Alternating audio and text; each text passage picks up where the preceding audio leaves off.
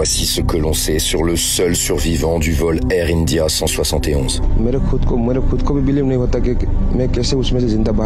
Alors cet homme, il s'appelle Vishwash Kumar Ramesh. C'est un citoyen britannique âgé de 40 ans qui vit en Angleterre depuis une vingtaine d'années. D'origine indienne, Vishwash était revenu voir sa famille pour quelques jours, accompagné de son grand frère, âgé Kumar Ramesh, 45 ans. Jeudi 12 juin, leur voyage se terminait. Vishwash a donc embarqué avec son frère dans la ville indienne d'Ahmedabad pour repartir à Londres. Les deux frères n'étaient pas assis à côté dans l'avion selon le Hindustan Times qui affirme qu'ils se trouvaient sur des rangées différentes. Si l'on se fie à sa carte d'embarquement, Vishwash était lui assis ici sur la place 11A. Il était donc tout près d'une porte de secours. Interrogé par la télévision nationale indienne, le survivant a raconté ce dont il se souvient de l'accident.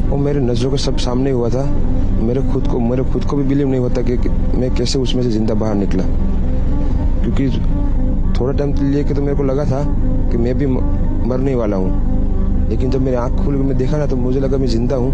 तो मैंने try किया, जब मेरी seat थे वो मेरी belt निकाला, मैंने वो ट्राई किया जहाँ से निकल सकता वहाँ से, तो मैं निकल गया वहाँ से। मेरे सामने नजरों के सामने एयर होस्टल और दूसरे आंटी अंकल सभी उसमें मिस हो गए थे सभी। अच्छा, थोड़ा सा बता पाएं, जब जैसे ही टेक ऑफ हुई फ्लाइट क्या हुआ था और अचानक से कैसे हादसा हुआ? टेक ऑफ के बाद 1 मिनट के अंदर ही जब टेक ऑफ हुआ ना तो सडनली 5-10 सेकंड कैसे लगा जैसे स्टक हो गया वो। बाद में से मेरे को लगा कि कुछ हुआ। बाद में प्लेन में लाइट ऑन हो गई, ग्रीन और व्हाइट।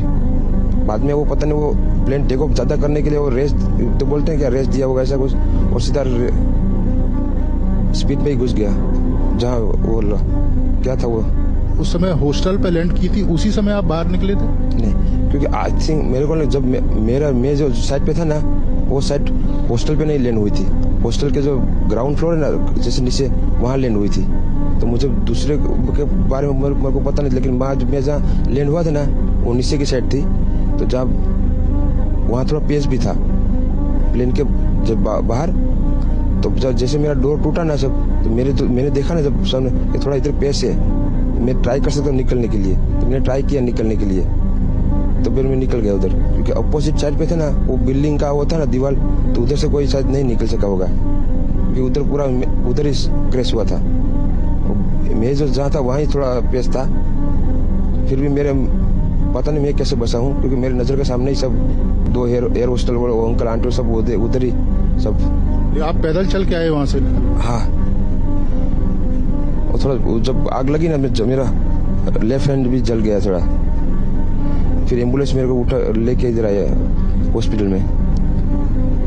अभी इलाज वगैरह कैसा हो रहा है? अभी कैसा फील कर रहे हैं आप? इलाज बहुत अच्छा है, यहाँ के लोग बहुत सपोर्टिंग है, बहुत अच्छा इलाज कर रहे हैं। Comme on peut le voir sur cette vidéo, Vishwash s'est ensuite retrouvé dans la rue. Le survivant n'a pas donné beaucoup de détails sur son sauvetage, précisant juste « une ambulance m'a conduit à l'hôpital ». Bien qu'il boite et qu'il porte un t-shirt ensanglanté, Vishwash ne semble pas grièvement blessé. Ma main gauche a été légèrement brûlée, a-t-il indiqué. Un docteur qui l'a soigné raconte cependant à la BBC qu'il était désorienté et présentait de multiples blessures sur tout le corps, mais il semble hors de danger. Le Hindustan Times rapporte notamment qu'il présente des blessures dues à l'impact au thorax, aux yeux et aux pieds. Ce vendredi 13 juin, au lendemain de la catastrophe, le survivant s'est entretenu avec le Premier ministre indien Narendra Modi. Comme les 241 autres personnes présentes à bord du Boeing 787, le frère du survivant est décédé dans le crash selon les autorités. Pour rappel, l'avion s'est écrasé sur une zone résidentielle et au moins 24 autres personnes qui se trouvaient sur place sont mortes. Le bilan n'est pas encore définitif.